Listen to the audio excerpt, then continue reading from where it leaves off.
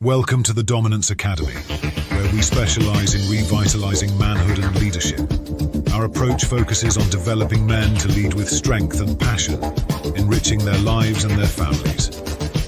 We provide practical solutions and expert guidance in the realms of sexual education and the mysteries behind polarity and structured power dynamics. Join us at thedominanceacademy.com and restore harmony to your home while rediscovering the joy of a fulfilling masculine presence. It's time to step into your role as a leader and as a man. And now the host of the show, Mr. Justin.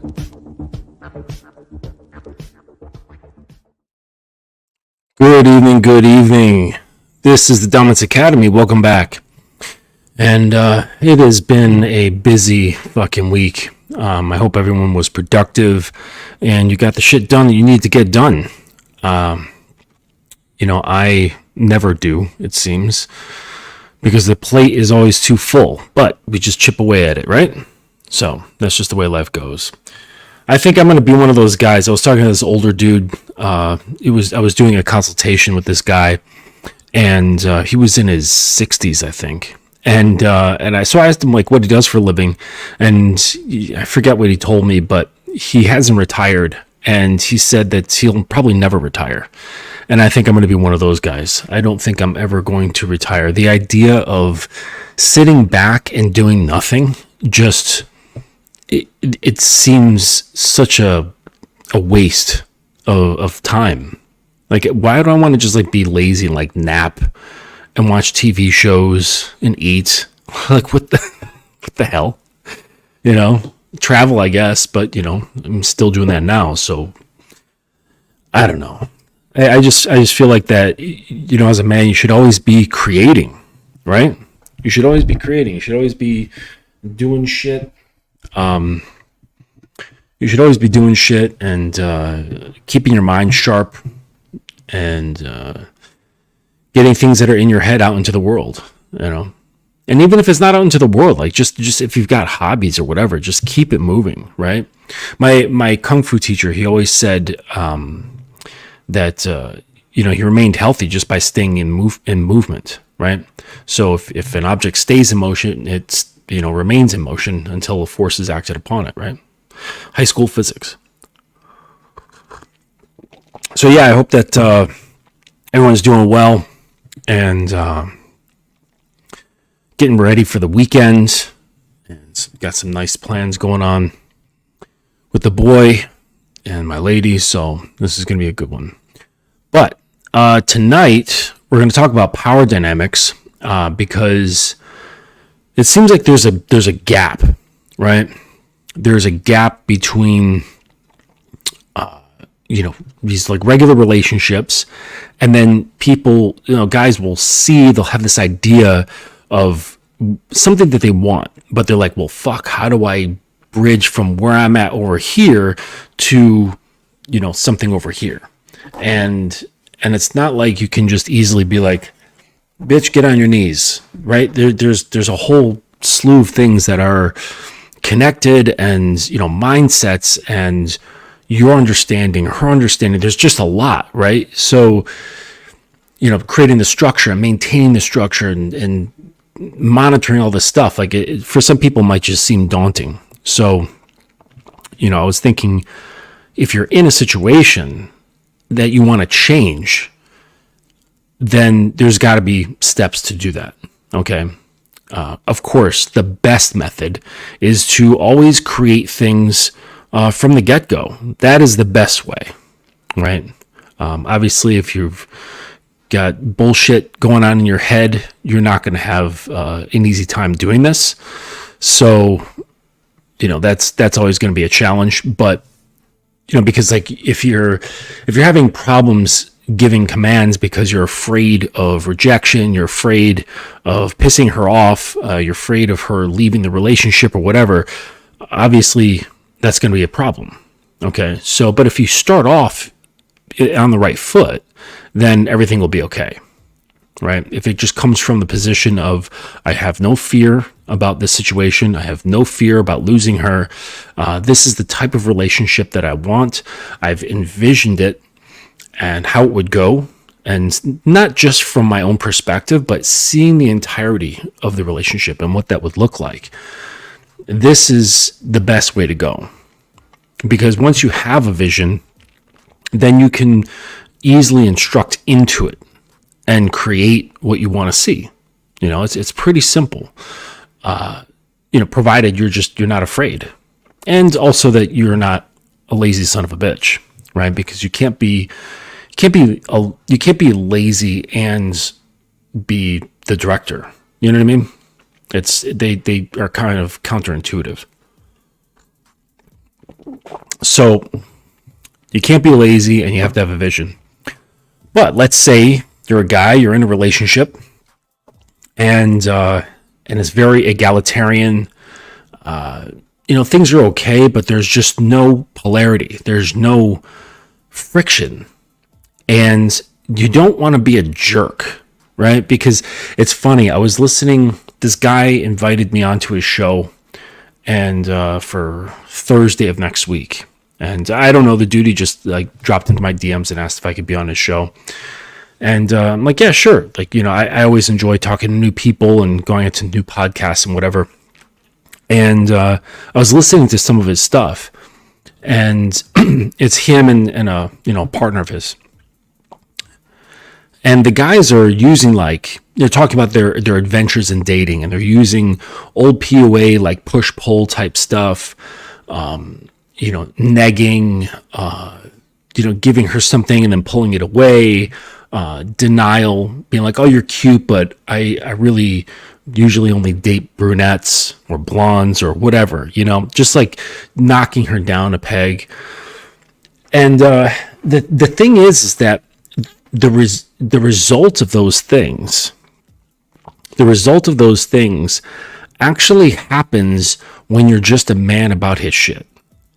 When you're a man who is about what he's doing, a man who's about himself, a man who's about his program. Because when you put the program in front of you and whoever else comes in, it's almost like they get negged anyways. But that's not even in your like realm of consciousness. You're not thinking like, oh, I'm gonna elicit some sort of daunting response in her and create this emotional effect via having a program. Like, that's not even part of it. You're not even like considering these things. It just happens sometimes, right? Like, when you put the law in front of everything, then yeah, at times she's going to feel slighted. She's going to feel like, oh shit, like you're not putting my smiles, my pleasure in front of everything. All right. And then she's going to be like, ooh, and that hurts my feelings or whatever. And there's a number of situations where that can happen. But it's just weird to hear this premeditated thing. The problem isn't the outcome. The problem is the premeditation. Is having a premeditated idea of, okay, I have this idea or I have this experience in this certain delivery system of my words, and it has the explicit desire to create a certain effect, right? And that's just straight manipulation, okay? And when you're doing that, you're making it about whatever it is you're manipulating. And that is inherently dangerous, right? Because that means you're not operating true, right? You're not operating cleanly, all right? You have this ulterior motive going on, all right? The thing is, like with a program and a set of rules and codes and things like that, is that you're not, those effects might happen, but only just as like an afterthought. Like it's a random result. Like it just happens to be the case. It's not like you're premeditating it, right? You're only just focused on the structure. And if she happens to be there to interact with it, great. If she's not there to interact with it, well, it stays the same either way. It doesn't matter. So it was just really interesting to hear some of this stuff. So it'll be, I don't know. It'll be a fun time, I'm sure, going on to that show. But anyways, you're in a situation, you're in a relationship, and you're saying to yourself, well, I want to shift the power. I want to have more responsibility. I want to have more decision-making power. I want to have more creative license when it comes to having fun and, the way we have sex, when we have sex, what we do, like all that stuff. Okay. Including, like I said, the responsibility. You want that, but you don't know how to shift it over. And you didn't start your relationship that way. You didn't start off with being in this position of authority. And so you're like, fuck, and I imagine most guys are going to be reluctant to just start barking orders, right? Because, we're in this, especially probably younger guys, because we're in this woke generation. You guys are all afraid of being Me Too'd and, all sorts of stuff, right? And so there's a lot of fear involved already. It's sort of like slightly baked in. Not completely, because you're in relationships, but it's just slightly baked in, like in the back of your head at all times. Like, oh man, don't upset the woman, because bad things might happen. So first you have to have a fuck it sort of attitude. One of the first things that I tell my clients when working with them is I say that, oh shit, sorry about that. Uncle Guns, thank you for that tip. I just turned down the gain. Is that any better? Let me know if I turned down the gain. I hope that's a bit better. Or I can just get further back from the microphone. But I appreciate that. What was I saying? But anyways, all right, let me just fix this over here. Okay, cool. Yep. Thanks, Guns. Respect to you. What's up, King Solar Power? And the rest of you folks that are in here. So you have to have a fuck it sort of attitude, right? So when I'm working with guys, one of the first things I tell them is that you have to go into this understanding that you may lose your woman. Like that is a truth that you must completely ingest and absorb into your body. Absorb it into your mind, your spirit, wherever you want to absorb it. Like I don't give a shit, but you have to come to a complete understanding. What's up, Mitch? You have to come to a complete understanding that you may lose your woman, and you have to be all right with that. I don't care if you've been in a relationship for 2 months or 20 years. You have to be okay with it. If you're not okay with it, even just by a little bit, you're fucked. Like, you just have to be all right with losing her. And that's not to say that you don't care about her. I actually come from the position that if you're okay with the idea, like if you're emotionally okay with the idea of someone leaving your life, you actually have the ability to love them even greater. Right? Because you don't have these attachments. You don't have these, and by attachments, I mean these internal psychological conditions from childhood that make you think you're in love, but you're really just working out, internal attachment issues. And you think that's love because you're so like oddly obsessive and fearful, right? And I don't think that fear is part of love. I think love has a lot of courage and just relaxed, right? It's full of confidence. So when you're really loving someone, you actually are able to be confident and relaxed and be able to just hold them in the palm of your hand instead of grasping at them. So yeah, you have to be all right. You have to be all right with losing a woman. That's paramount, okay? Because I said this on the stream with Lucario, a little while back when we were rapping together. You cannot lead and have fear at the same time. You cannot make rules and have fear at the same time. You cannot govern and have fear at the same time. Like, think about it, like if there was any kind of governing body that was really afraid of its people, like I'm talking real fear, that wouldn't work out too well, would it? Like it would fall apart. Okay. They have to have confidence. So you really, really have to be all right with this. You have to be fully confident that you'll be all right if you lose your woman. And then that's the way forward. Okay. So that's like the first step. All right. And this step is actually huge. Okay. It's like if you're looking at a flight of stairs, that first step, it wasn't, like the stairs are maybe like 6-7 inches high, right, from each other. Imagine that first step is like a good 36 inches. Okay. And then all the rest of them are just normal sizes. Okay. That first step is huge. All right. When it comes to actually being able to lead and set rules and enforce the rules. Okay.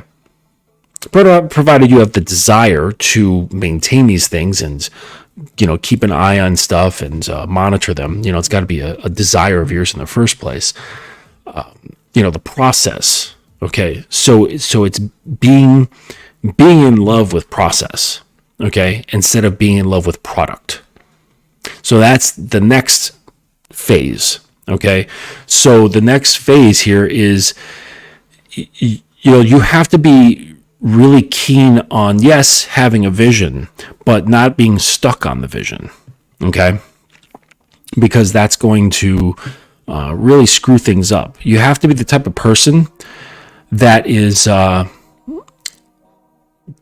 that's really okay and really interested in how things work and how things are moving like going forward and watching the process and how things develop, and where you can monitor changes and do like little experiments and things like that. And you're stuck in that middle zone, right? You're not in the beginning, you're not at the end, you're really just focused in that middle. And this is how you can also, like, a prerequisite for bringing power dynamics into your relationship.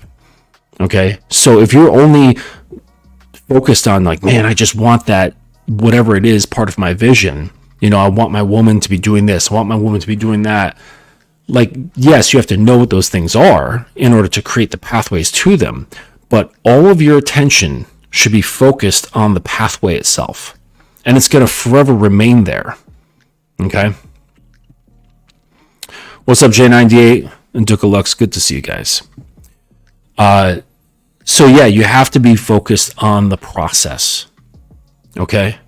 So no fear and be process oriented. All right. Be really interested in how things work and why. Okay. Be curious. And also with the no fear, this is what allows you to run experiments. Okay. And maybe this comes from me having a creative background, but as a fine artist, I had to be willing to destroy a sculpture that I spent weeks on because I wanted to try something new, and it might not work out. It might be great, but it also might be an utter failure. Okay. Or working on a canvas or something like that, and you completely fuck it up. And you're like, well, got to start over. It's just like fucking cover it with white paint and start all over again. This is the mentality as far as like a creative type and moving forward with these things. You have to have this kind of mindset, okay, and not just be like, oh, I want to make this the greatest sculpture ever and be stuck on that. Okay. This is not how it works. All right. You have to be stuck in the middle and be really, really interested in how things work, why they work, and be willing to experiment. Okay. Because if you're afraid of how she might react, if you're afraid of her getting upset, if you're afraid of her leaving you, all right, you might have these great ideas, but then you might be like, well, fuck, I don't want to do it because she might, she might not like it, and then that means she might not like me, and then my whole life is going to be ruined. And it's like, well, if you're thinking that way, yes, you're definitely going to fail. Definitely going to fail. So, yes, you have to have those attitudes. Okay. Okay. So, what's to be done?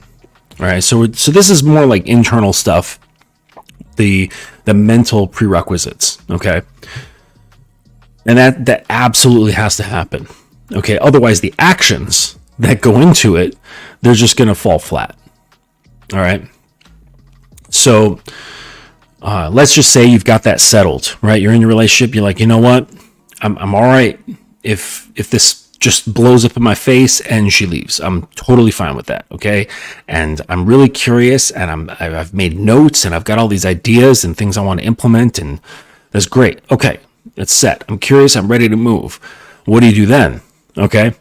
So there's two pathways, and you could either do one or the other, or you can do them at the same time.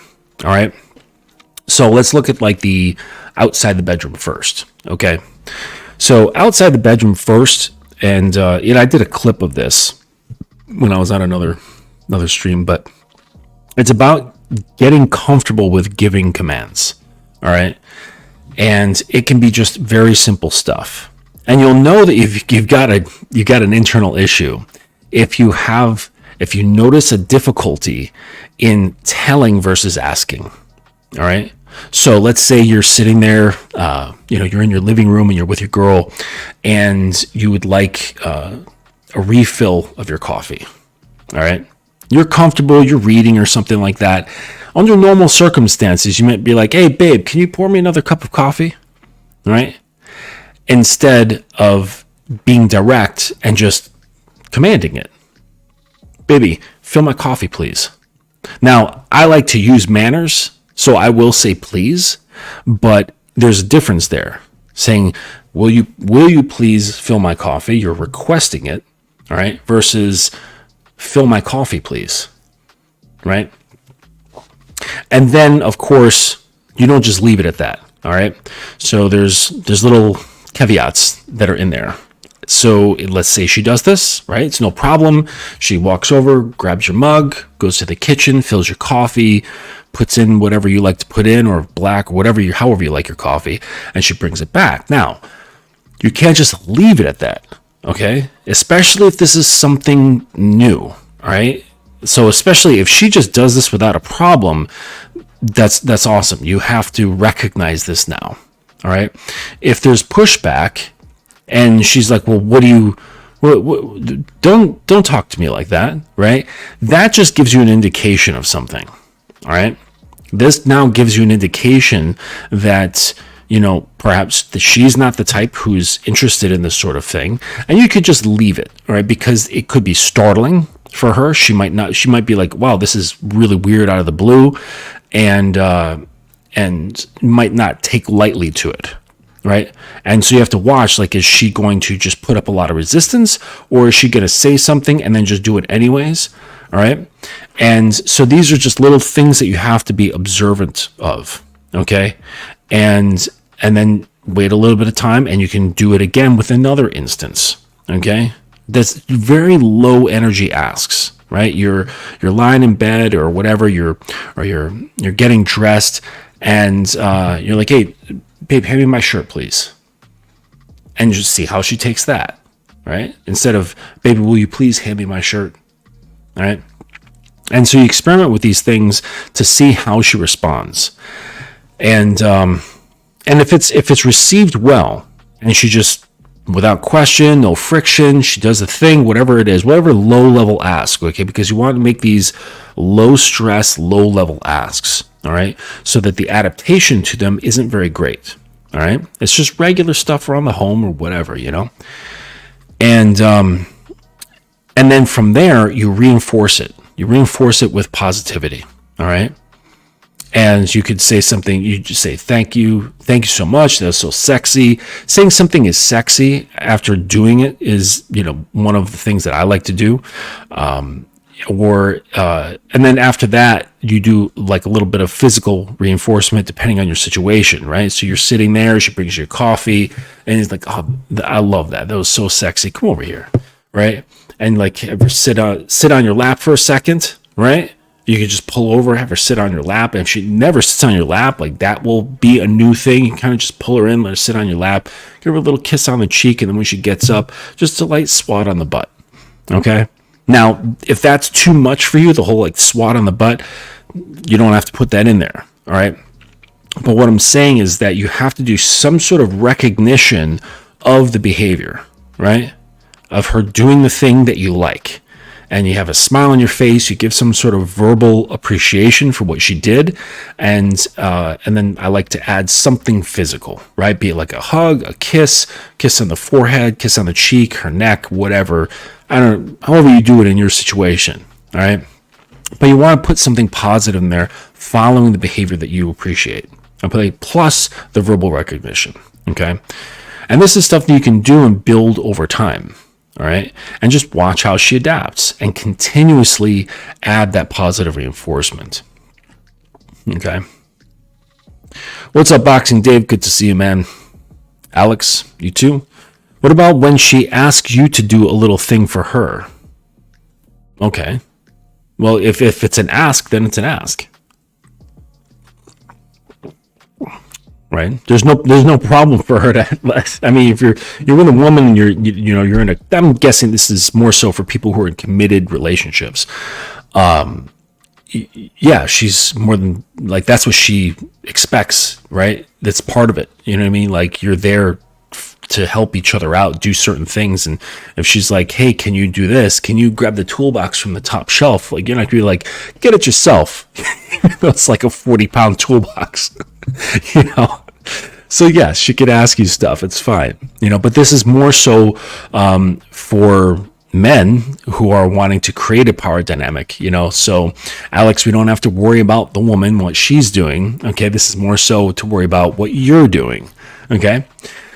But anyways, so the small asks, you want to over time, just slowly bring in more and more asks. All right. And this is good for you as well it is for her. Okay. Because you're not used to it. You're not used to giving commands. All right. And you have to get rid of the idea that the word command is bad. Like there's something terrible about the word command. There isn't, right? Or you could say the giving direction. All right. Because it's making statements, but it's for a directed purpose, right? There's nothing terrible about that, all right? So don't take that poorly. Don't twist that up into a negative term, all right? Same with the word manipulation, okay? Manipulate just means to change from one thing to another, but through will, all right? You can have a positive will behind it or a malicious will behind it. Okay. There's all kinds of manipulation going on. So it's sort of like that. So if you have an issue with the word command, get over it. All right. You should have pride in that your ability to do this sort of thing. So that's what you do, outside the bedroom. All right. And just look at small things that you can add to your repertoire, how you're interacting with each other. And, you could be out and about. Just a simple thing. You're going out to dinner or something like that. And if you're the type to pull out her chair, you can pull out her chair and you can just say, please sit down, right? You're literally telling her to sit. Now, if it's like you bring it out of context, it's like, damn, it sounds like you're treating her like a dog, right? But you're not. Okay. This is someone you're caring for, right? Now, of course, if this is someone that you give a shit about, who really cares about you, this is the only time that you're going to be doing this. So I should have started off with that. There's no sense in wasting time and energy and study and just all the crap that's connected to it if this is just some fly-by-night girl, some chick that you see once a week that, you're like, we're just like fuck buddies and it's not going anywhere or whatever, or I'm not that interested in a relationship with her. Don't worry about giving commands. Don't worry about developing this skill, okay, of creating a power dynamic. It's not worth your time. Like you're wasting your creativity. You're wasting your energy. So don't do this with just random chicks that you're fucking. All right. Only invest this type of time and skill with someone that you care about, who's actively shown you that she's wants to be a willing participant in your life. Okay? So just keep that in mind. I know it sounds fun, and like you guys want to like sometimes you get excited. You're like, man, I want to try this and I want to get this going. I'm working with a guy now, and he's in a pretty bad situation that's going to be ending probably soon-ish, and he's got all this muck like inside him. His current relationship is just in shambles. Frankly, I wish he got in touch with me weeks ago, probably months ago, but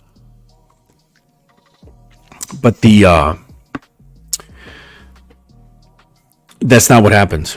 And so, we're just trying to work on him, and he hears some of the things about my relationship. I don't get into too big of details, and he's like, man, like I want to have that kind of creative fun. I want that creative freedom. And it's like, yeah, but you're not yet the guy to do it. Right? Like you're in your current situation and it's all fucked up because of you, because of the current reality that you're operating in internally. And so, yeah, we got to deal with that crap first. And then we can get into the fun, creative shit and, have all kinds of exciting adventures, But anyways, so yeah, don't waste it on people who are just not your woman. Okay. Little stuff there, that's fine. But like a power dynamic, don't worry about it. But shit, if you could care less about whatever this girl, that girl, fine, experiment a little bit, give light commands, but understands that it's not really to develop anything other than practice for yourself. Okay. So that said, let's hear Alex here says, what do you got here, buddy? The reason I ask is, oh shit, you look like a friend of mine. Holy shit, you're like a twin. Anyways, Andrew is his name. The reason I ask is because I had my woman bring me a beer the other night. 15 minutes later, she asked me to get her a glass of water. It was like she wanted the favor reciprocated. Right. Well, the difference is you had your woman bring you beer. The difference is, did you ask her or did you tell her? Right? Did you command her or did you ask her the favor of getting you a beer? Right? So, and it could have been like maybe she was trying to go like tit for tat, and perhaps there might be a little underlying, silent battle for domination there. Right? Like, oh, I can flex just like you. Right? Who knows? But, I'd have to know more details about your situation. So the other place, I mentioned there's two pathways. So that's outside the bedroom, right? And the other area for sorting this out is inside the bedroom, all right? And this is where it can get a little hairy. Now, I'm not talking about, you guys should start, slapping your woman, spanking her, choking her, manhandling her. Like, these are all things that you should get an understanding that's okay. All right. In the sense that you don't know if there's going to be any kind of trauma that's attached to those behaviors. You know what I'm saying? So many years ago, I was seeing this girl, and she had an extremely strict father with a hair trigger anger. All right. And she was a little girl, like maybe like 10 years old or something like that. And she had put her toys, like a couple of her toys, on the stairs, right? Like by the wall. And in the morning, her dad was coming down the stairs, and he ended up stepping on one of these toys, hurt his foot, like stumbled a little bit, and he got super pissed off, right? And he like grabbed her, bent her over the couch, took off his belt and belted her, all right? Belted her ass. And And because of that traumatic experience, she veered off into this being a fearful thing. All right. So in our relationship, I wasn't able to spank her, right? Because if I did, it would be triggering these traumatic wounds. All right. Now, had I wanted to work through these things with her so that I could bring spanking in as a healthy thing in the relationship, then I could have, but it just wasn't that kind of relationship. And so it can go that way, or it can go into like it turning into some sort of kink. All right. So where there isn't any trauma behind it, and the situation is just fine. But what I'm talking about, as far as like the bedroom goes, is more so your mentality. All right. So it first starts with not being impulsive and not going with the flow. All right. So I've talked about having a conductor's mindset. I've mentioned this many times. Okay. The conductor, he's there. He's standing right there amongst the entire orchestra. All right. He's not up in the stands. He's like right there. Yet he's not there. He has to mentally and emotionally be detached a little bit from everything that's going on so that he can monitor and maintain the whole thing. Okay? He knows the music. He's envisions how the whole thing was going to play out. And he's sitting there guiding every little piece, telling everyone what to do and when. All right? So he's able to hear the music, but he's not listening to it. He's not engrossed into the music. All right. Like I remember when I was a kid, I was in like grade school, all right, and I was part of the chorus. And I distinctly remember taking that split second to listen to what was going on around me. And in that instant, I lost track of where I was. And I was like looking at the thing. I was like, oh shit! And I had to like kind of go through and catch where everyone was on the music sheet, and then get back into it, right? And that's what happens to the conductor if you were to listen to the music versus just hear it. Okay, so you have to have that mentality in the bedroom first off. So you have this idea that you're there, but you're not completely engrossed. You're still very present. All right, you're very much present. You're just not engrossed in it. You're not lost in the moment. All right. And so that's one element that has to be established. The other thing that has to happen before you're, getting naked and, getting frisky, having sex, whatever, is having a vision. All right. It doesn't have to be complex. Right? It doesn't have to be elaborate. It doesn't have to include costumes or toys or dialogue or anything wild. All right? It doesn't have to be complicated. You just need to have a general vision of like, how would you like this to play out from beginning to end? Right? And have just an idea, this little like running playbook in your head of like what's going to happen. All right? And just have this vision, like almost like you're like a film director. Okay. And this will help you as well. So having this element in there. Okay. So you have this visualization element of having an idea of what you want to see happen. Then you also have the element of you're not completely engrossed in it. Okay.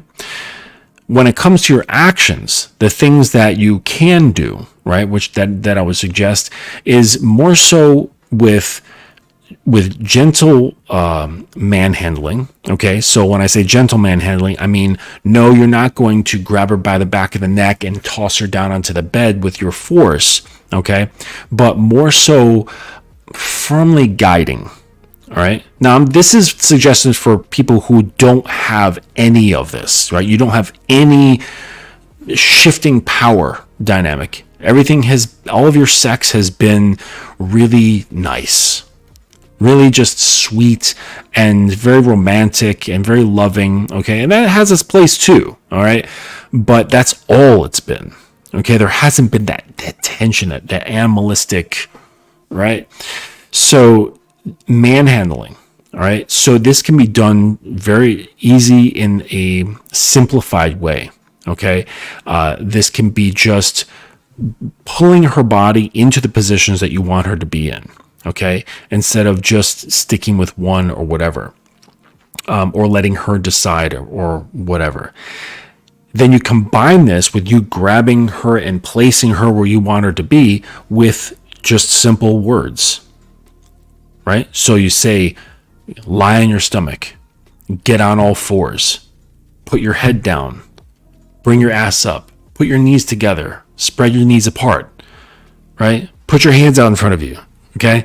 Whatever it is, just very simple commands. And then when you're saying these things, you grab that body part and you put it where it is, okay? And it doesn't have to be forceful, not at all, all right? It just has to have that like moderate or to gentle firmness, okay? And so, let's say the position is you want her to be on her knees, ass in the air, with her head and shoulders or her chest down on the bed with her arms outstretched, okay? She's not going to get into that perfectly right away, right? And so you get up, get on your knees with your chest on the bed. And then you can like gently like push her upper back down, right? You're not going to jam it down, right? You're just going to apply gentle firmness, putting her down there, all right? Now you can add positive reinforcement to all of these things, all right?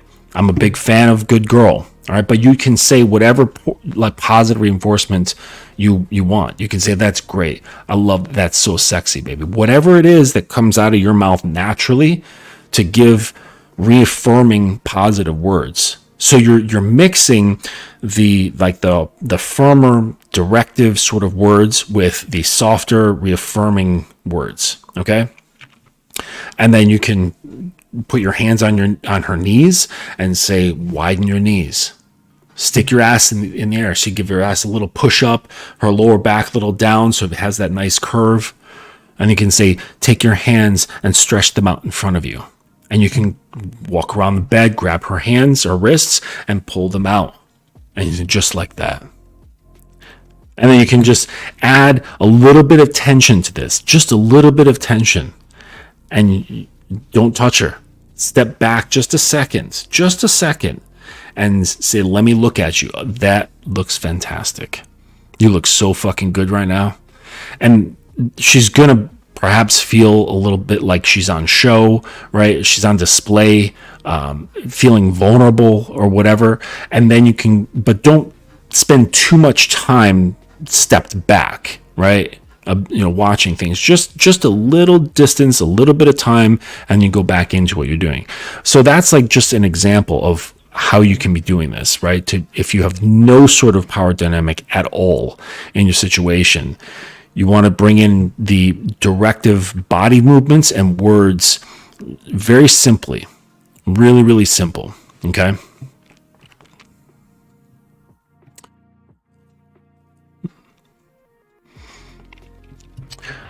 Yeah, King Solar Power. Yeah, that's good, but that's more for that's more advanced. Yeah, that's when either before or during foreplay, you want to do that, but that takes practice. But yes, absolutely, you can put all kinds of flavor in her ears that you want. Okay, but this is just for beginners. You're in a regular relationship and you want to have some kind of nice power dynamic beginnings. All right, it starts, outside the bedroom. We talked about that. In the bedroom, slight commands. You want to give slight guiding her body and putting it where you want it, and then also not forgetting to include positive reinforcement during these things. Okay, and this will, you keep this up, you be consistent about doing these sort of things, and then it can slowly build. All right, and if she brings it up, okay, like, oh, that was different, right? Like, oh, you're behaving a little bit different. What do you mean? Well, you were like telling me what to do, and you can read her face, right? You can read how she was responding to these things. It'll be clear on her face. But if you see the positive reaction from this, ask her how she feels about it, right? Because Now that's not to gather information. Okay. Yes, it is kind of like but that's not your primary reasoning. Okay. Yes, you want to understand your woman and, how she is in receiving these commands, but more so what you're doing is you're having her reflect on the feeling. All right. So this is with the assumption that it was a positive, that was received positively. Okay. So it was after the fact, you're like lying in bed, you're hanging out, you're drinking some tea, or you're just kind of relaxing together. And she mentions, oh, that was different. You're a little bit different. Well, yeah, I'm trying out some different stuff. Like, how did that make you feel? And now she's going to be reflecting on her feelings in that situation. So what that's doing is, with that emotional reminder, is now you're bringing that feeling that she had from the moments past now into the present. And those now are coming up into her present mind. And you're recycling it. Okay. And you do this over and over, right? And so that can create the beginnings of like anchoring the positive feelings and her recognizing. So that's what this is doing, is you're helping her recognize the positive feelings that come from following your leadership, following your commands, right? And because the thing is that the less a woman has to think about, the more free she becomes, the more, or the less stress that she has. All right. And so the less stress that she has, the less chatter that's going on inside her head, the more she can relax, the more sexual she can be, and the more into you she can allow her being to become. Okay. I don't mean into you in terms of like her interest. I mean like, letting herself fall into your manhood, right? I don't want to say frame because it's just fucking ridiculous how people use that word, but just fall into your reality. Okay. And that is very freeing for a woman. Okay. So the more she can do this through like gentle reassurance, step-by-step reassurance. Now this is for people who already have a relationship. It's egalitarian. There's no dynamic. It's all very democratic and that sort of thing. Okay. This shift is going to cause perhaps a little bit of anxiety. So perhaps, no guarantees. You might love it. Okay. But if there is any of that uncertainty, then that's why it's got to be a gentle process into it, and allowing her to adapt into this positive feeling and recognizing that it feels good to let go of control and allowing her man to, have control over her experience of herself. Right. And that's really what's happening here. Right. When it comes into, like more and more of a power shift. Okay. What's happening is you're freeing her from the confines of her own mind. And the thing is, though, is that, a woman who's say like been independent for a long time, even in relationships, she's been independent. So her emotions have been fending for themselves. Her mind has been fending for itself for however many years. And here you are saying, I think you should give that to me. Or you're welcome to give that to me. And it might be appealing. And I have a good feeling that a lot of women would look at that and would be appealing. But they're like, well, I've been over here and it's been so safe for so long and so predictable, although limiting, but I'm safe and it's predictable. I'm uncertain, though I kind of know what you're talking about. I kind of want to go there, but I'm scared. Okay. That's why it's got to be this gentle process, right? This gentle shift into this place, right? It's just like someone like learning how to swim, right? You don't just throw them into the 30-foot deep end, right? You let them sit on the edge of the pool, put their feet in, like you're teaching a little kid how to swim. Yeah, put your toes in, get them wet, splash around. See, that's not so bad, right? Unlike my mother, I was 4 years old or something like that, took me down to the pool. She just threw me in the water. Just threw my ass into the pool. She's like, you'll figure it out. It did. But man, that was traumatic. And then I went on to be a swimmer on the swim team for many years. I was fast too. I was fucking fast. But anyways, so yeah, and the more you have thought about this, all right, and keeping in mind all the prerequisites that I talked about, the mindsets, the vision, being process oriented, not allowing yourself to get sucked into listening to the music, and having an idea of what you want, and not only because it'll be pleasing to you, but with an understanding of how this will benefit her. All right, because this is part of your job.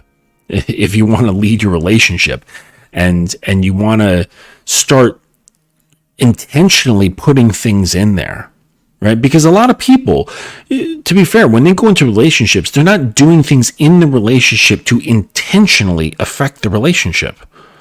Where they're like, you know what, I want to make this thing, and they start planning and thinking about it and being creative about it. Like, a lot of people don't do that.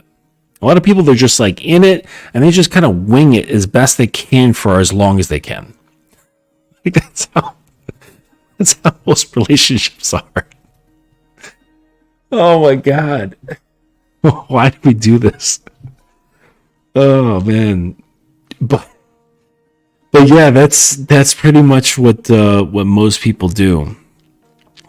But yeah. So you've got this vision, and you can put it into action. You just can't be super heavy-handed about it. And then once this happens a little bit, right? It starts happening a little bit over time, then you can have a frank discussion about this sort of thing, right? And you can kind of bring it up to her and just, hey, do you notice lately, like what's been going on, me doing this, me doing that, and then again, reflecting on, like, I've noticed you're quite taken to it, right? And like, how did that make you feel? And so again, having her reflect on her feelings with regard to letting go of control. And if it turns out to be a positive conversation, then you're like, well, listen, I've been putting a lot of thought into this. I've been doing a lot of research. I've been, talking to coaches. I've been watching videos, reading books, whatever, whatever your research has been to setting up a power dynamic within your relationship. And then you can explain it to her. You don't have to get into like nitty gritty details of like the psychology involved and all that stuff, but you just keep it short and sweet and expressing to her the positive benefits of this. Okay. From her end, right? She doesn't give a shit about the positive benefits for you. All right. Explain the positive benefits to her. Okay. And how it can affect her. And, especially with having the consistency and what this may do to relax her mind. All right. What it may do to relax her emotions. All right. Knowing that they can be handed over to you. Okay. And so, and then from there, you can express your vision and what you want to see out of this relationship, what you want to see moving forward. And you can give her books on the matter. Okay. There's a lot of books, and you don't have to take this into BDSM. Okay. I've got guys who they are of what you would call the Christian domestic discipline camp. All right. And so it's sort of like BDSM light. Okay. So they don't get into playtime. They don't get into anything elaborate. It's just the foundational stuff is relatively the same. Okay. The mindsets, the reasoning for doing certain things.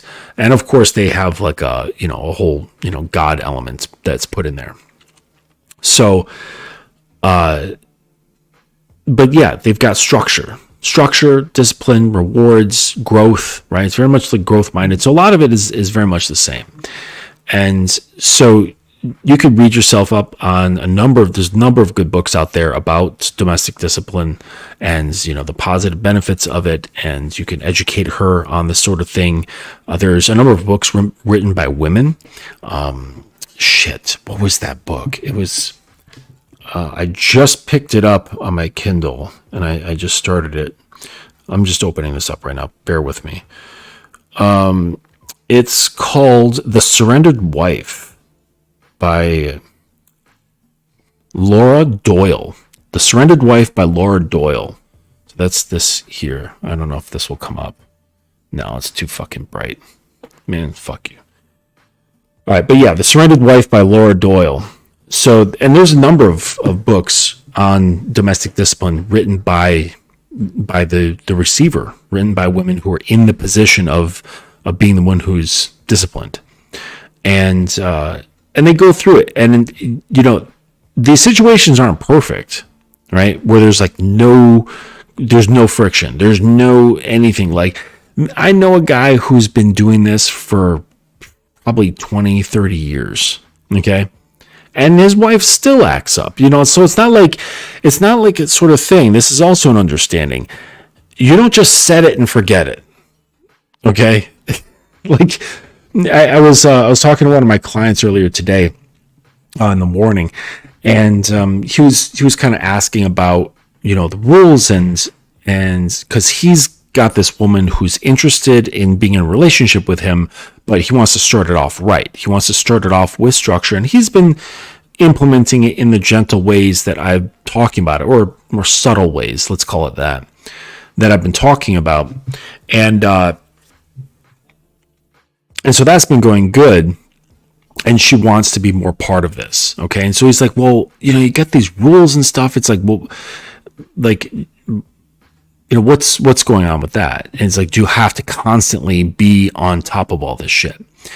And I said, no, not necessarily, because some rules will be easily absorbed because their personality naturally bonds with them. Okay. And then others, there will be, a little bit of a learning curve. And then others, there will be a steep learning curve. Okay. And there might even be resistance just because of their personality type. You know what I mean? Like, we're humans after all. So we're biological. We're squishy. We don't run on ones and zeros and with programming, and you just set the programming and hit enter and then it's done. It's not like that. Okay. So I know this guy. So I was telling him, like, yes, there's, my client, I was like, you set some things up, and then once it's set, those rules, you can kind of, for the most part, let them be because they've been integrated fully. And then you move on to new ones if you want to add new ones, right? Or new behaviors, or teaching new things, or understanding what her goals are, and then bringing that in as part of the, some sort of training or what have you.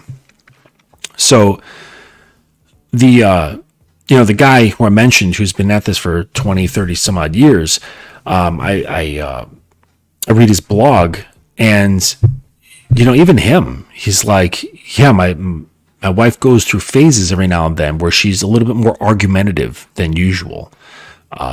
She pushes back on certain things. And so even this guy, and this is like coming from like the Christian domestic discipline sort of thing. And she's like straight up housewife, that sort of thing. Excuse me. And very sweet, but she has her moments. And so he has to be like, okay, this has to be dealt with right away. So like verbally, corrects it. And then if it starts up again or doesn't get corrected from the verbal reminder, then it's like, okay, we're going to have a talk later. And when he says that, she knows exactly what that means. And then even during the session, during this, he was describing a spanking session. Even during the session, she had, some attitude. And she's like, she admitted her wrongdoing. She's like, fine, then just spank me then and get it over with. And he's like, no, it's not going to happen that way. First, you're going to calm down. So he grabbed her by the waist, walked her to the corner, and made her stand in the corner until she was calm. And it was just a couple of minutes, and she calmed down and stuff. And he's like, all right, come back over. And then he bent her over his knee and spanked her. And so I bring that up just to say that, when you're setting up some sort of structure, any structure, whether it's conceptual, mental, or a physical structure, like a bridge, they have to be maintained. You can't just be like, all right, cool. This is, I made the structure and now everybody can go on vacation. It's good until the end of time. Nope. So this has to be part of your understanding as well. That, that goes along with all the other stuff that I mentioned earlier on. You have to be process oriented, but also geared towards maintenance, right? So perhaps if there's things in your life that you maintain, okay, then you might be like that, so like I ride motorcycles. You have to maintain a motorcycle, right? They don't operate the way cars do, right? Their RPMs are, higher. They run through engine cycles a lot faster. So things get worn out faster, especially if you ride hard and all that stuff. Things are more exposed to the environment compared to a car where it's all encased in a body and all that stuff. So it's, if you have the mentality of maintenance, that sort of thing, and tending to things, then it might be a good pathway for you. Okay. Now, if you're not that way, I wouldn't say don't try it. Okay. Because you might discover something really interesting about yourself. You might discover, holy shit, I love this. This is yes. And the light turns on. You're like, this is me. This is exactly how I want to operate my relationship. Okay. Or you might find out that it's fucking awful and you can't stand that shit. What's up, Mamba Sports Association? Mamba Sports, actually, no, this is beginner stuff. This is not next level. This is not next level. This is beginner. This actually is geared towards people who are in relationships and they want to gently bring in a shift in power dynamics, and it can absolutely be done. It can be done. You just got to have a process-oriented mind. You got to be curious. You have to be willing to risk your relationship, or at least risk your woman getting upset. You have to risk your woman resisting. Okay. You have to face your fears of rejection. Okay. But that can all be counteracted with curiosity and excitement for your vision. You know what I mean? That's what makes people do extraordinary things. You know what I'm saying? It's like their passion for the thing, whatever it is that they're interested in doing, be it a sport or an adventure or some kind of achievement or something you want to create. There's always going to be obstacles. Always. Right? Every sports legend has had a massive obstacle. All right. All those crazy motherfuckers who want to climb mountains like sub-zero temperatures, they've got massive obstacles. Okay. Every breakthrough in medical technology, they're like, you know what? I'm going to try this and I could fuck people up. I could kill people. Right. But I really have a good idea that this could work. Right. That's the mentality you have to have, that curiosity and that just inspired mentality. Okay. And that's what's got to be behind you. Right. If all those guys, those people that I'd mentioned, the scientists, the archaeologists, the sports heroes, the adventurers, even the great thinkers who are just like, fuck it, I'm going to think differently than all those people, during certain times, if you were thinking a different way, you were labeled a heretic and you were going to get strung up. Well, I think Galileo was tried as a heretic or something like that for thinking differently about the universe. It's like you have to be able to accept a certain element of risk and the consequences that could come from accepting those risks. And you have that in your spirit, then you can do these things. Okay? Just don't be super heavy-handed about it. Okay? Because that's when you can ruin stuff. And you're like, well, and then you come back and you say, well, Justin, I smacked my woman, and she got really upset. Well, it's like, yeah, because that's too big of a jump, dude.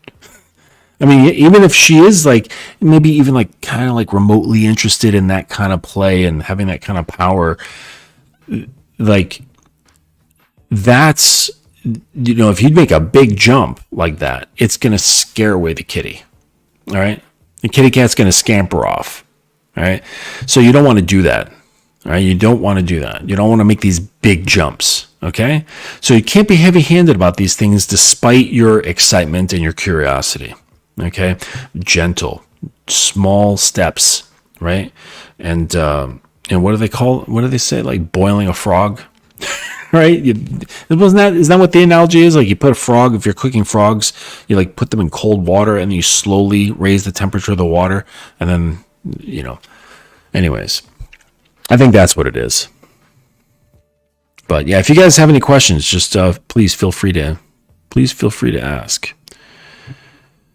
So let's see here. Okay. What kinds of benefits might I mention to her that she would be getting out of this? Freedom. And I know it's a weird thing to say, that freedom is the thing that's to be gained through control. I know it's weird, but here's the thing. All right. So the benefits is freedom from needing control to feel safe. Like on her own, okay? Freedom from mental chatter, and freedom in the sense that she can become more free through being more vulnerable. And see, the thing is like that's how the feminine works. That's how the feminine spirit works. The more vulnerable it is, the more beautiful it can be. Okay? Self-protected feminine energy, if you want to call it that, lacks beauty. And I don't say that as like a criticism, okay, for like, I'm not criticizing women who are that way or they had to be that way. That's not what I'm saying at all. What I'm saying is that it's due to circumstance or whatever, it's not allowed to fully bloom, fully blossom, fully express itself, fully just open and free. Okay. This is what I like. This is what I want. This is what I've observed. And it's an energetic thing. It's an emotional thing that you can see. It's a psychological thing you can see. And it's the turning off the mind and the turning on of their heart. And through trust and things like that. So that's why this has to be done in a gentle step-by-step process and through just subtle and gentle consistency so that her subconscious and conscious mind can learn to relax and learn to open up and learn to trust you more. All right? Because unless you're dealing with, a young girl who's never had any sort of experiences with another man in her life, then you're going to be dealing with her subconscious history or the history of her subconscious. And, it's not your fault. It's not her fault. It's just life. You know what I'm saying? And may not even have anything directly to do with men, right? It could be all sorts of stuff that fuck with people's ability to trust. Okay. And so that's why it's a gentle process. Okay. It's nothing that you can force. You can't strong arm somebody into trusting you. Okay. You can only create the best, most succinct invitation you possibly can. Okay. And the more informed, the more the woman can trust you. All right. And this is linked to a woman feeling safe through either understanding or preparation. Okay. So let me break this down. Let's say you got a group of girls, right? Say it's like 4 girlfriends, right? And one of them says, "Hey, I've got a plan. Let's go out. We're going to go do something fun." And it'll be, say, Friday evening. The 3 other girls, they're going to feel really freaking weird. Okay. They're going to feel anxiety. Not weird. They're going to feel anxiety. Why? Because they're not going to have any idea of where it is, what they're going to be doing, what's happening around them, and more importantly, how they're supposed to dress. How they're supposed to dress. Because no woman wants to show up to a thing, right? So let's say the one girl who was planning everything, it was, to go see live rock and roll at a dive bar, all right? And the girls show up in clothing that would be more appropriate for, a cocktail lounge. They're going to feel really out of place, despite looking fantastic as like a closed system. But as it relates to the context of the environment, they're going to feel really out of place. They're going to be like, fuck, yes, I look great, but boy, am I standing out. I'm not blending in with this whole environment. I look sort of like a fool, and maybe I kind of feel like a fool. All right. And maybe that'll get masked over with a little extra confidence or whatever, but it's still there. They don't want that. All right. So when you can inform, which is also part of leadership, all right, having clear and concise instructions, guidance, when you can inform them of what's to come, now they can more say like emotionally pre-set up for what may come. All right. And so this is part of, bringing this in, is helping them understand through painting pictures in their mind, helping them understand what this would feel like. Okay. Because that's all that's important to them. So it's not about them logically understanding what psychological processes might be happening here and there and what that will do to their psyche and, perhaps certain like bodily things regarding stress and all this, whatever. They don't give a fuck about that. All right. What they're concerned about is, how am I going to feel in this situation? That's what matters to them. Am I going to feel good? Am I going to feel relaxed? Am I going to feel safe? That's what is really important. So if you can convey through some of your instruction and through some of your explanation when you're bringing this forth, this is going to help them. This is going to help them understand. And through that understanding of how they will feel, it'll more likely go forward with less friction. Okay, if it's a mystery, like the girls who are going out, they don't know what bar they're going to, or if they're going bowling, if they're going to a cocktail lounge, if they're going fucking climbing at the indoor climbing gym, they're going to be filled with all sorts of questions, anxiety. They don't know how to show up. They don't know what's going on, and their feelings are going to be going all over the place. All right. So even if they're not interested, that still gives a settling of the emotions versus like, oh, I just have this thing that I'm interested in trying out a relationship. And we're just going to see how it goes. She's going to be like, what? So it helps to be clear. What's up, Marius K? Good to see you, man. Yeah. So pop your questions in here. If you got any questions about, bringing some power dynamics into your relationship, or if you have something that you've experienced in your relationship, please do share. Let's see here. Yeah, man. But yeah, it's enjoyable. It certainly is. I couldn't imagine. I seriously could not imagine being in a relationship without any kind of that structure.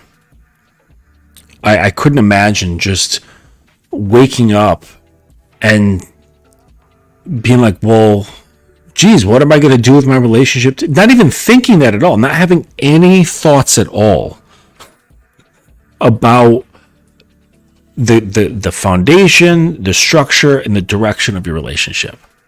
I can't even fathom what that's got to be like. Maybe like being in fucking high school or something. I don't know, but I can't fathom it. And the bizarre thing is that this is how most people live in their relationships, you know? And, it's like, yeah, it's great. Like, yes, you want to take care of yourself. You want to be fit. Cool. You want to like get a lot of money. Cool. You want to become famous. Cool. Like, that's great, you know? But man, like all these celebrities who have all that shit coming out of the woodworks now, right? Because now they're getting older. They've been married for a while. You know, things are coming to the surface, bubbling up, and oh shit, this person's wife did this, right? This person's husband did this, and it's just constantly popping up all over the media. You know, as they get into like a certain age bracket, like, oh yeah, you've been married for a while, yeah, and you've just been winging it and hoping that your money and your lifestyle would be the answer to everything, right? Because you're told, it's like, man, you get all the money, you'll get all the chicks, right? And it's like, okay, whoever told you that has never actually maintained a relationship before. Okay? And the thing is that I think that most guys don't really want to be players. Unless that is something that really revs you up, it's going to drain you. It's going to drain you being like, oh man, I'm going to have this roster of like 12 women. No, you're not. You're going to get burnt out. You're going to get burnt out with 2 women. I guarantee it. Between your work, your hobbies, your personal maintenance, and having 2 women, guaranteed. Like if this is not like a thing that really revs you up and you're just wanting to do it because this is what you hear is cool, right? 2, 3 women, you're going to get burnt out like crazy. You're not going to be able to handle it because it's not really what you want. The vast majority of guys, and I think that maybe it's like massaged in through culture or whatever, or part of it's genetic, but I think that's part of men is building something with somebody else, you know, building something with a woman and creating something with that woman, you know, through her assistance, through her support, be it, you know, something that having to do with bearing children or something else.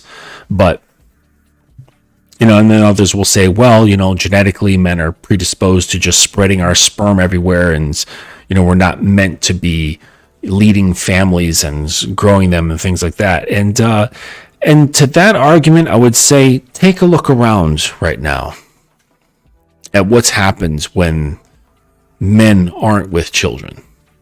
Take a look around. Of all these kids who are growing up without fathers, okay? Or without a father influence if he's there. And look around. So that whole idea, these guys be like, no, man, you know, men aren't supposed to be really tied down. We're supposed to, you know, have as much sex and impregnate and, you know, just spread our seed because, you know, one guy can impregnate an entire village and keep the human race alive. It's like, yeah, like on a biochemical level, sure, okay? But we're more than that. We're more than just procreative creatures, okay? Men, so that's just the male species, cool, All right. But men are a different creature. Okay.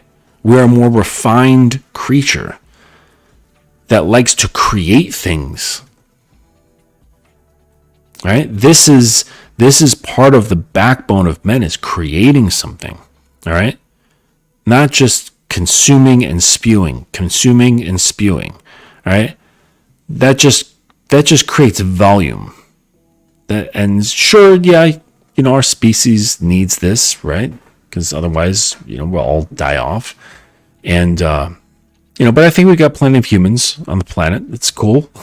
I don't think we need to keep making more, right? If you want to have a family, that's fine. You know what I mean? But we don't have to be out here just randomly impregnating women, right? And then also, like, that is that's a sign of lack of responsibility of your own life force, You can't be doing that. Because then that just, like, that whole idea of, like, well, one man can populate a village, that sort of thing. Like, we have a million sperm and a woman has only, a few eggs. Like, that mentality, while I understand it from a biological perspective, there's no strength behind it. Okay. Because we need society, right? Yeah, like I'm watching Fallout. You guys seen Fallout? It's on Prime from the video game. It is damn good. That show is really good. Like, if you like the game, just everything about it, the music, the costumes, the writing, the dialogue, like, it's all just fantastic. All right, and they bomb the whole world. They goes to shit. It's just a barren wasteland, It's like, and they had to, like, rebuild societies, like, underground. Like, we need societies, and it has to do with men. Like, it all has to do with men. There's no way around it. We can see it right now. Where those guys are out there, like, in Miami. And, idiots, really, they just want to talk to these girls and bring them home, but they're scared. So what they do is they use a microphone as a buffer, because they're uncomfortable, and they talk to girls with a microphone, because they can then say, like, oh, I approached girls, but I'm approaching them because I'm making this thing, even though underneath they really just want to have sex, but they're just chicken shit. But anyways, those guys who are on these, they have those YouTube channels, and they interview these girls in Miami, and it's just degeneracy. It's just straight degeneracy. And the only way that exists is if there was no father around, or the father was of no influence. If he had no influence at all, or he didn't know what he was doing. All right, so either he had no influence, he was an idiot, or he was not present. And then you get degenerate kids. Like, that's what it is. So we're seeing it. We're seeing it out there right now. And things are not looking good. The sexes are at war with one another constantly. Okay, now for men, it doesn't matter, right? Because we're not bothered by that. We're not involved in any of that. Right? We have the program first, above all else. And then things go easy from there. But, from a wider scope, it's like shit's going down, and it all comes down to men. It comes down to men. There's no scapegoating. You can't be like, well, the girls, they do that. No. If you look at the behavior, if you really want to nitpick about female behavior, you really can't blame them. You got to look at the root of where the behavior came from. And it always comes down to men and the influence of men. And if there's no influence of men, you have chaos.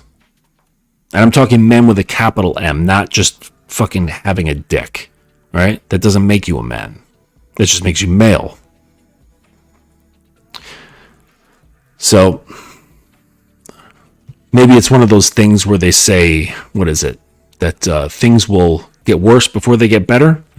Maybe that's what's happening. Maybe things will get worse before it gets better. However, I will say that there is, I'm watching a resurgence of women who are understanding that the traditional way is a better way to go. That there's, you know, more benefits to that, and they can see the the positive sides of these things. All right, so I'm seeing a resurgence. Right, I'm seeing it more and more. At least on social media, I don't hear people talking about this out and about. You know, want to go shooting pool or whatever. But the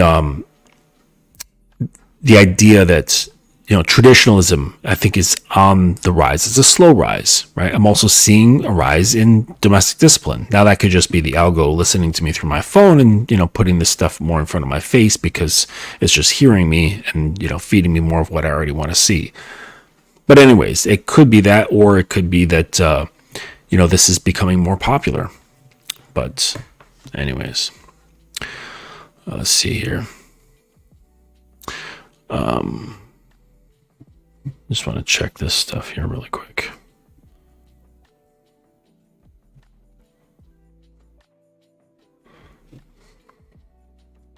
All right. Can you give an example of a macro level vision a man might have for his relationship beyond the basics of moving, get married, have kids, go on vacation, raise kids? Yeah, you know, you have to look at more. That's too wide. So that's too macro. You want to go in between. So what it looks like on the day to day. Okay. And, you know, what does breakfast look like? What does the morning look like? Okay. What does the afternoon look like? What do the evenings look like? What do the weekends look like? And really coming into, clarity around just what people are saying, how they're behaving. All right, and having a clear vision, but this comes. I can't give examples because this comes down to what you want, right? And so I was working with this guy. He's you know, he's graduated, but we were working on his wants, and he had one of the worst times with accepting the fact that he had wants. He had such a hard time, and it was like pulling teeth with him, from him to tell me what it is he wants from his wife. And the specific instance was when he comes home from work. All right, so she worked from home, and he didn't. Well, partially. He had like partial office, partial home. And so when he came home from work, he wanted something, but I was like, what the fuck do you want? And I was like pulling things out. I didn't want to give him suggestions because then that would influence what he was going to say. And it was just like yanking it from him. And finally we came to a resolution, but it started with him just being annoyed with the fact that he would come home. No one would greet him. His wife would be sitting there on the couch, like finished with her work, but in her pajamas, her feet kicked up, thumbing around on her phone. And he's like, you know, you'd come home and look at that and be like, what the fuck? You know, like, this is not the welcoming that I want from my wife. I'm like, okay, well, let's put that into a vision. What do you want to see when you come home? Specifically, right? Do you want her to be dressed a certain way? Do you want her to look a certain way, like from head to toe? How would you envision her? Like, we're talking ideals here, all right? Let your mind go free. What's the ideal? Do you want her to jump into your arms? Do you want her to be on her knees? What would you like? What do you want to happen? What do you want to see happen? And it was so hard for this guy. And it's because you guys generally are programmed from a very young age to not want anything for yourself beyond essentials. Or if you want something big, it's okay if it's something to do with work. But for you, right, for your part of your life or for your home, you're not really conditioned to want anything there. All right? You're not allowed to. something along those lines. You can have certain wants as long as it has to do with achievement out in the world. And it's like, why? No, make the vision. What do you want? And then tell her. So this is what I want when I come home. And he had a hard time doing that too. Not because he was afraid of losing his woman. She was very much committed to him. He was afraid of her not accepting it. Or like not rejecting it, just not accepting it. He was afraid of her not bringing that in. And then being left like basically standing there with his dick in his hands being like, well, fuck, what do I do? I'm like, well, you're going to have to fucking risk it. You're going to have to risk it if that's what you want to see. Or you can shut the hell up and keep coming home in the same way you have been. So what's it going to be? You're going to keep all that shit inside and justify to yourself that it's not a big deal forever? Or are you going to do something about it? What do you choose? And that's something he had to face. And eventually, yes, he brought it to her attention, and now things are not like that anymore. All right? Yeah, Jay. Yep. Men create legacies beyond reproducing. And men work on their passions, and in order for a male to be a man, he has to know himself and know who he is, what he wants. Yeah. Yep. Desire beyond worldly achievements is really, really important. You're entitled to it. You're a human with a mind. You're allowed to have desires. You're absolutely allowed to have them. Make a list. Make a huge fucking list of all the things that you want.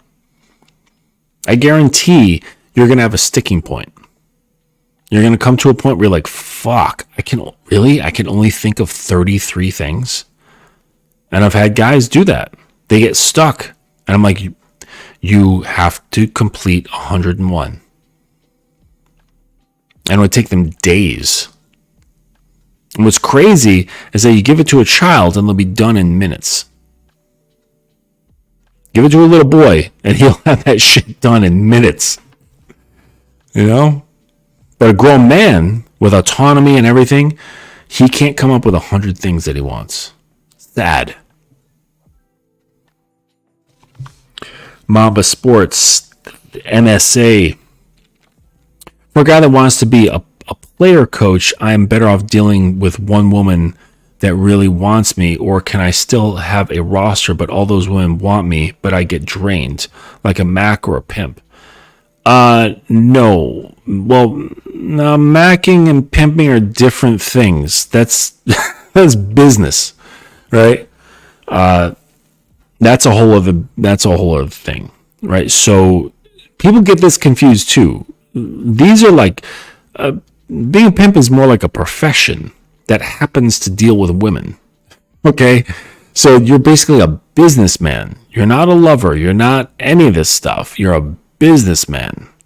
Okay, and hey, if that's what you want to get into, by all means. But you might get in trouble. But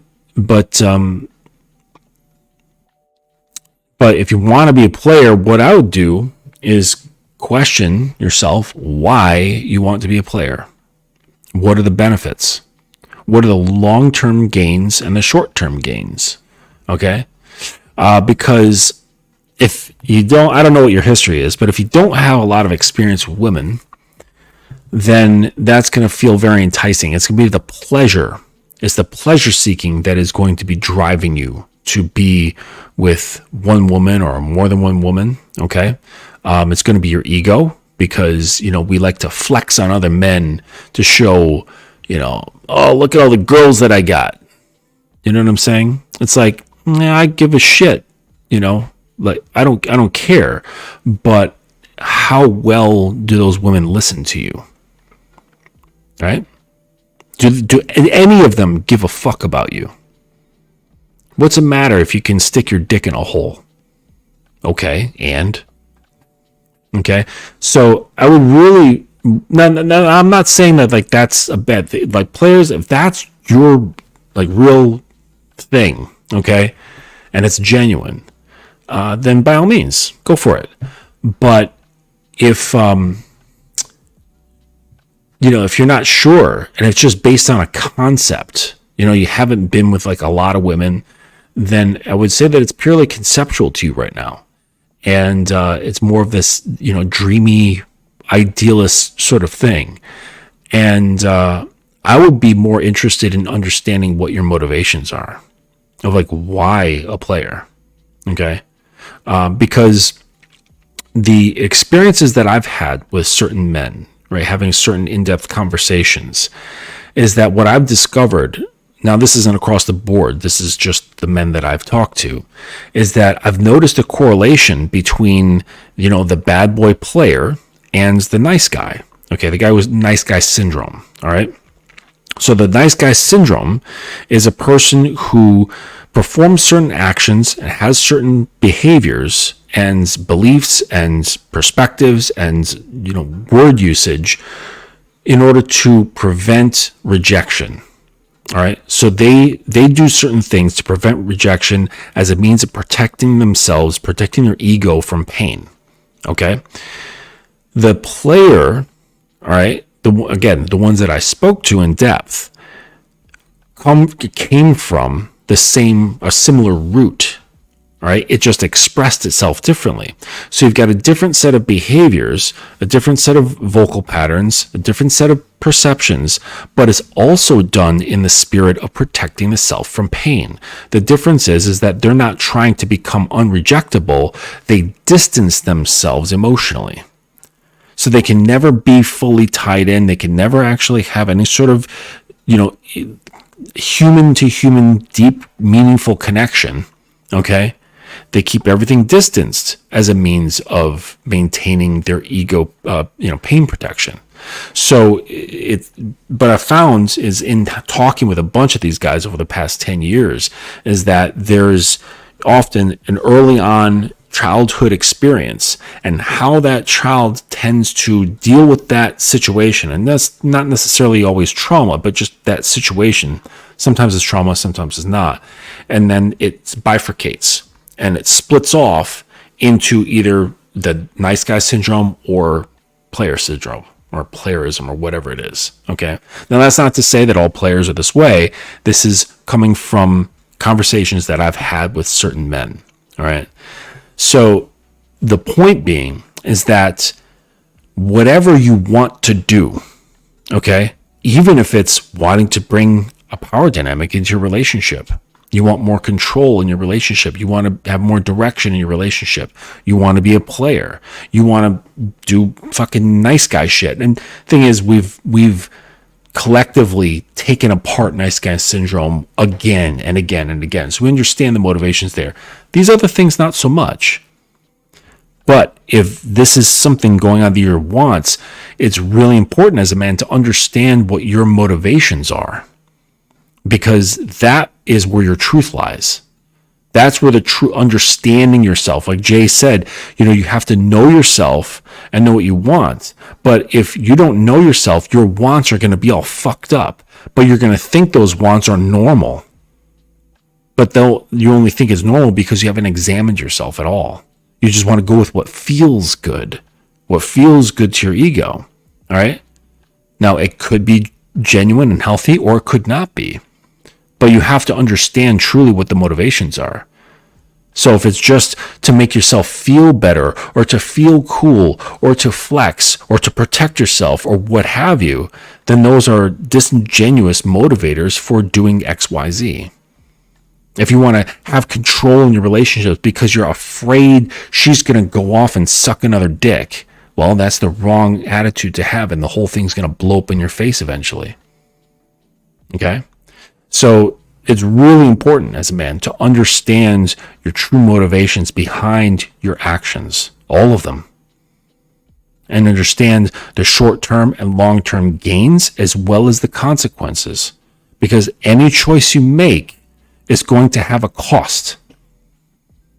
There's always costs in every single choice.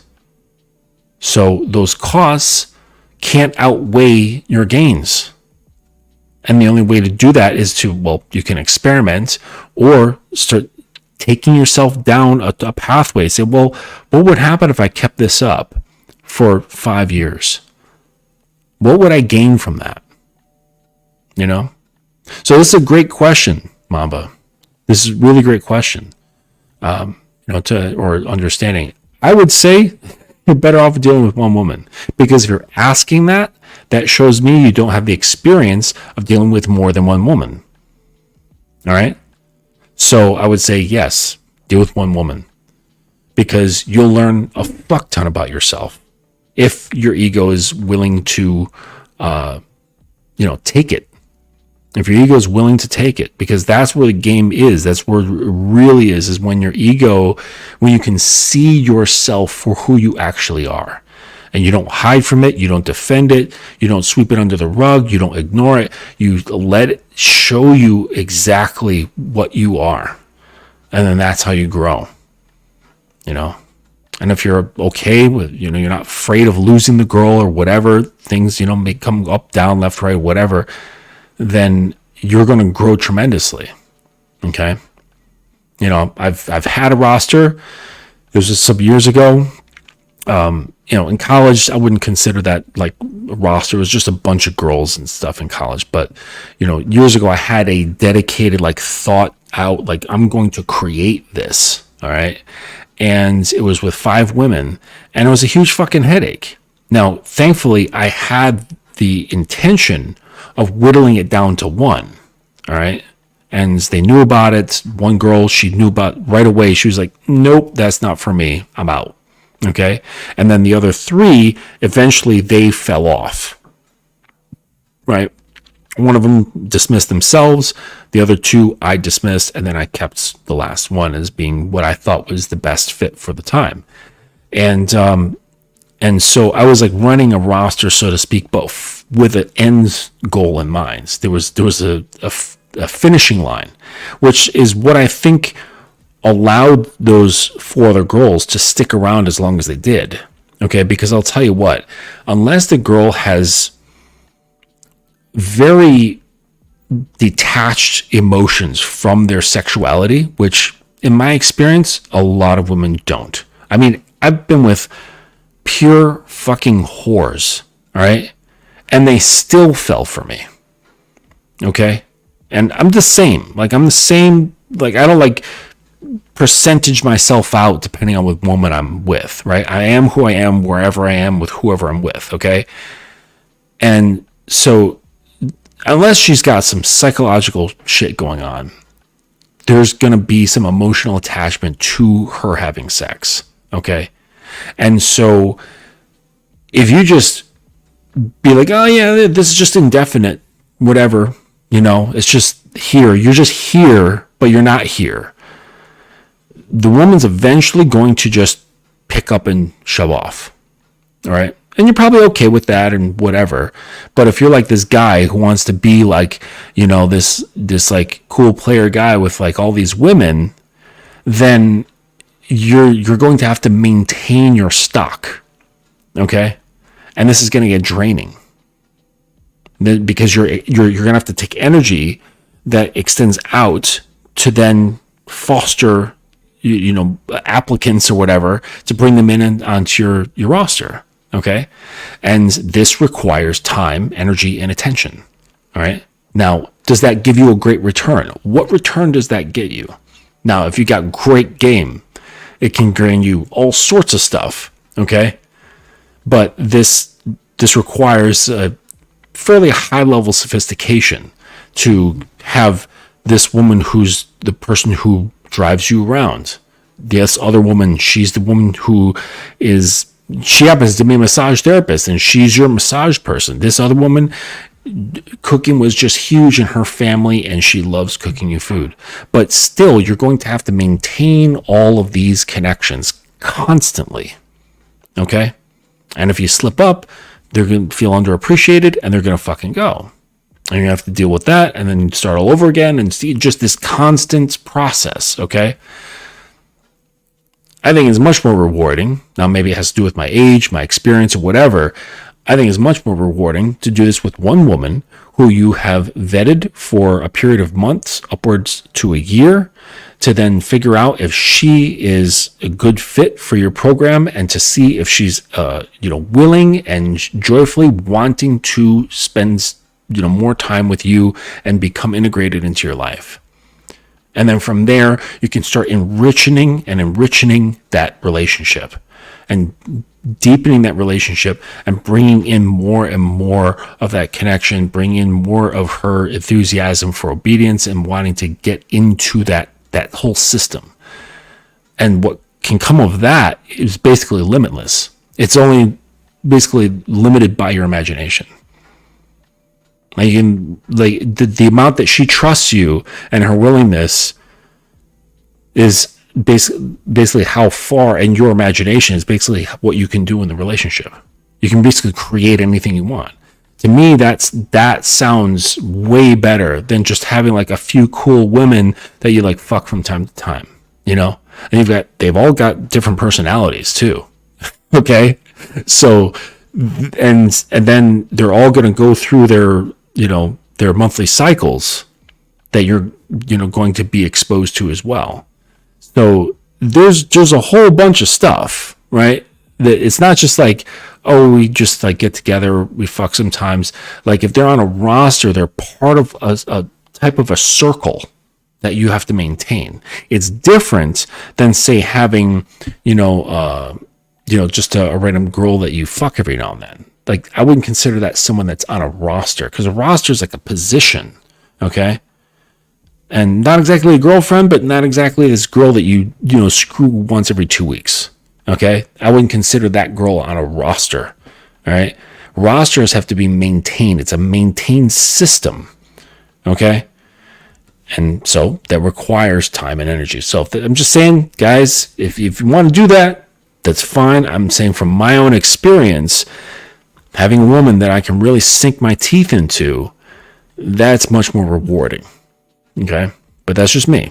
All right, I know other guys, they don't have the patience for that. They want to have a roster. They just want to fuck every now and then, have a couple different girls, have fun, and they don't really care about depth. Okay, I want to go wide. I want to go deep.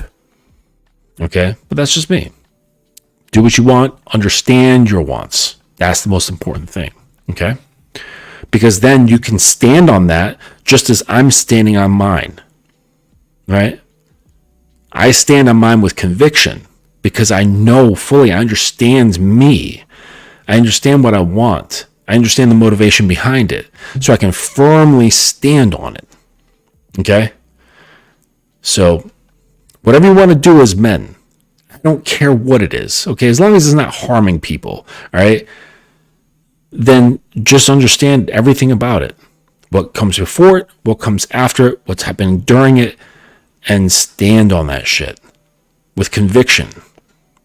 And then you got it. I'm going to be pulling this show to a close in a minute.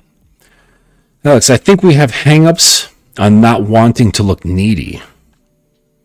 Well, don't say we, because I'm not in that camp. Maybe you're saying we as in like, other guys. But so we don't want to tell her, I need you to do this or that. I need you to treat me and speak to me like this.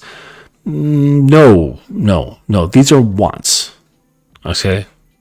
I said wants, not needs. Okay. Those are different. Okay. I want you to do this. I want you to do that. I want you to treat me like this. I want you to speak to me like this. Right. So Alex, I haven't seen you around, but I have this concept called the axe, the hatchet, and the compass. All right. So the axe is the tool that you don't use very often. All right, guys, you've been around, you've heard this spiel before. The axe is used for beheadings. It's when you are ending a relationship swiftly without haste. And that's in the form of, high level of disrespect. And there's no discussion. There's no deliberation. There's no litigation. It's just boom, it's done. Okay. You don't saw with an axe. You just swing it once.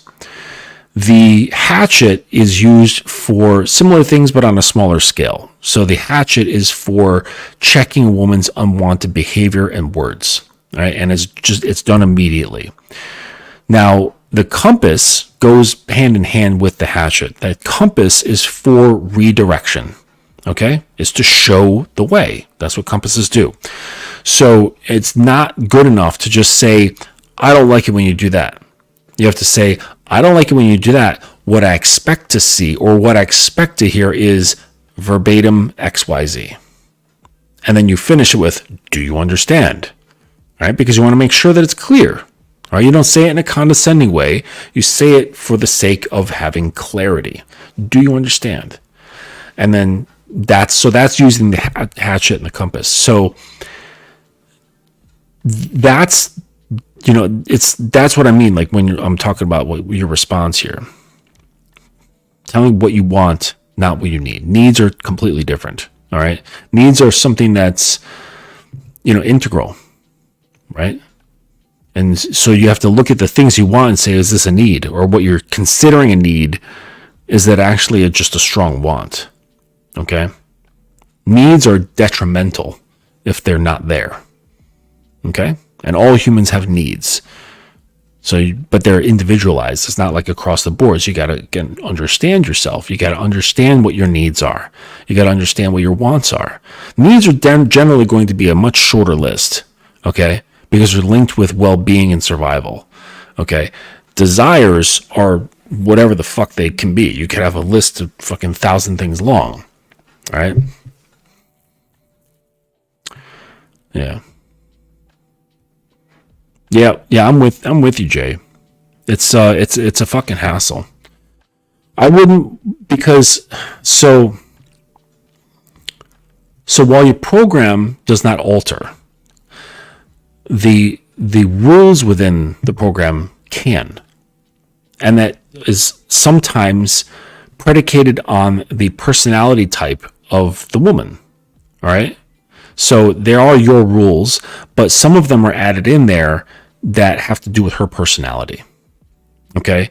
And so I couldn't imagine trying to monitor and manage more than one set.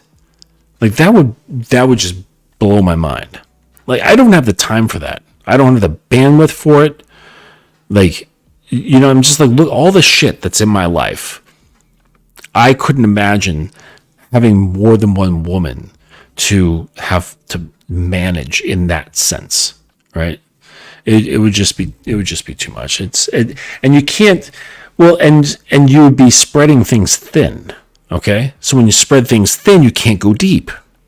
And the depth, man, the depth is where it's at. The depth is where it's at, man. Like, I don't know. It's just when you can see, you could literally observe a woman losing herself into you. It's a wild experience. It's wild. And like, I love it. It's a lovely experience. Okay. But, I don't think that that's possible. I don't think that's possible with more than one woman. And maybe it is, but like, are you working? Do you have any hobbies? Do you take care of yourself? Do you have any kids? Like, do you do anything with your life, or is just that? You know what I mean? So it's like, you have to take care of yourself in order to, take care of anyone else. Okay. If you're falling apart, then, or if you're spreading yourself too thin, it's going to be a problem. I had another guy a couple years ago. He was like that. He was running a very, very busy company. It was him and a small team. He had a wife. He had I think 2 or 3 kids, young ones. And he also had a girlfriend. And I think he was about to, or he did buy the girlfriend a house to live nearby his wife and kids. And he was bouncing back and forth between these 2 homes. And I'm like, my God, dude, like, how are you doing all this? Plus running your business and your kids, and the wife and the girlfriend. And then you're going to the gym, having hobbies and all that stuff. I was like, dude, you're going to burn yourself out. Something is going to crack, whether it's the girlfriend, your wife, your business, or your kids, or your own health. Something's going to break. Okay? Because you as a man, you cannot spread things out so far. Okay? That's why, like, you look at like empires, they didn't run that shit by themselves. After a certain time, it got so big where they're like, wait a second, I got to enlist. I need people running sectors, right? And I would have people running sectors all around my empire, and they would answer to me, and then they would have people that answer to them. You know, it's like, really, you're gonna have to like hire men to manage your women. you have to hire handlers. You really want them that bad? You know? Yeah. Yeah, maybe I don't want a roster. Maybe I just want women and then be able to fuck new women every once in a while just because I can't be loyal and I want to fuck a new woman when I think she's hot. Those are good maybes. See, this is the beginnings. Like having that maybe, like maybe I don't know. Maybe allow yourself to consider these things. Allow yourself to consider, your full proper motivations. Just know that whatever you land on, that it's true to you. Okay? Because the more honest you can be about what you want with any particular woman, the better off it's going to be for both of you. A lot of the problems that we have in relationships is because people are just not honest.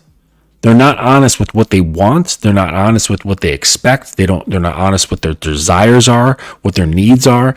They keep a lot of that shit under wraps until a problem produces itself and reaches some sort of boiling point, right? And then, or there's like a, little, what do they call it? A splinter, when you get the little piece of wood under your skin. And if you keep it there long enough, it's going to get infected. And you're like, oh, now we've got this problem. Okay. And then shit just starts blowing up. Like that's typical. That's your typical situations in relationships because of lack of honesty. Fear within themselves, fear about the other person, fears everywhere. Okay. Discomforts, anxieties, largely have to do with lack of information. The more informed you are about a certain something, the less fear you can possibly have about it that's justified. Okay?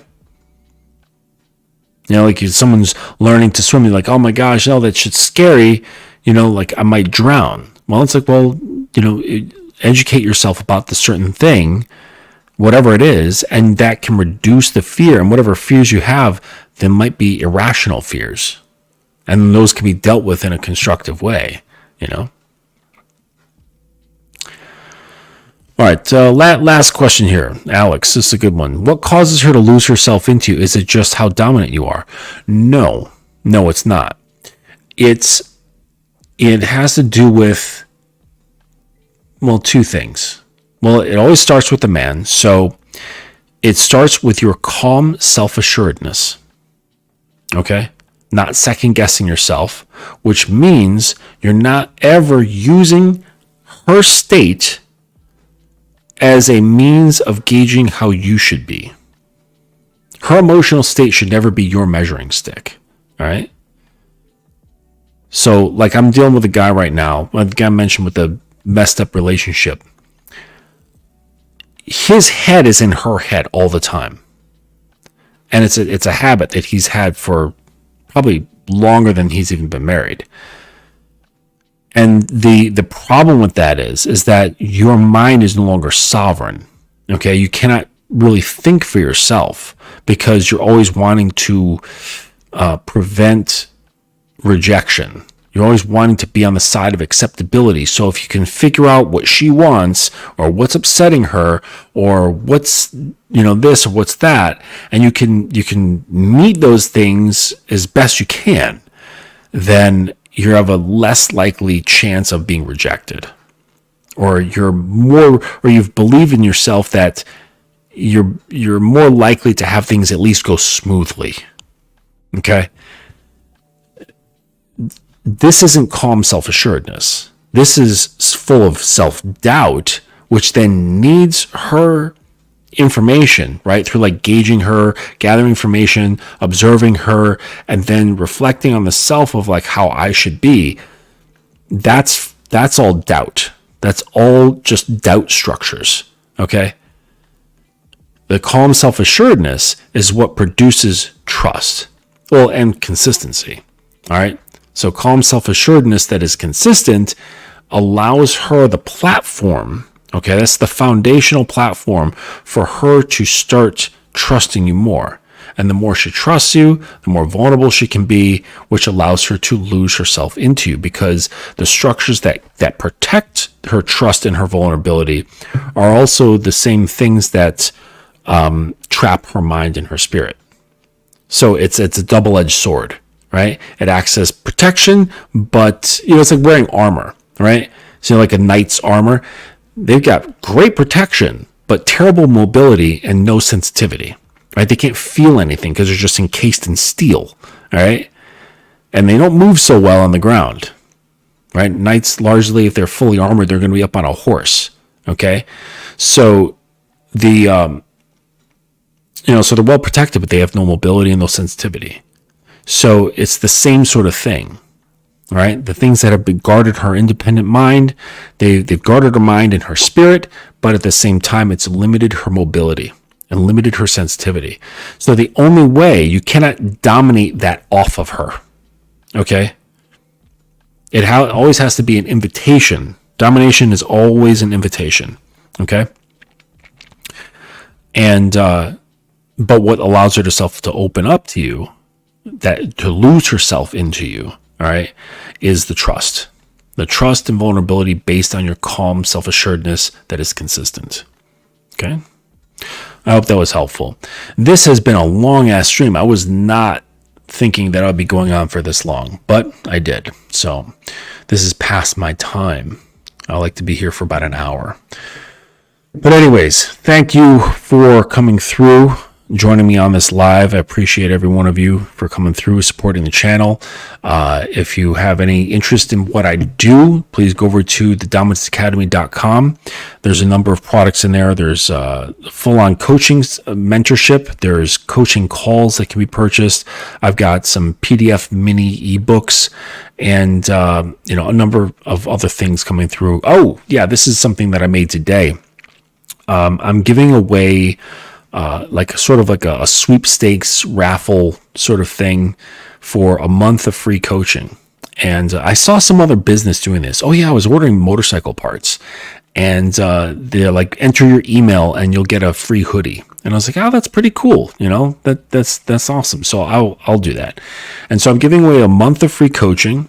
And all you do is just enter the form, put in, it's a link to a Google Doc. You just answer the questions, submit it, and then I'll collect it. And then once I have a certain number, I'll just pick one of them at random, and the person will get a month of free coaching. So that's what's going on. That's new on the site. And also, if anybody has any questions, you could just shoot me a line over at the Dominance Academy on Instagram. So it's actually the dominance.academy, and we can answer your questions there. And if you want to schedule a consultation, the link is in my bio. The consultations, the first ones, are always free. All right. And we'll chat about for an hour regarding anything that you're interested in talking about. All right. So until next time, we'll catch you later, and we'll see you on the flip side.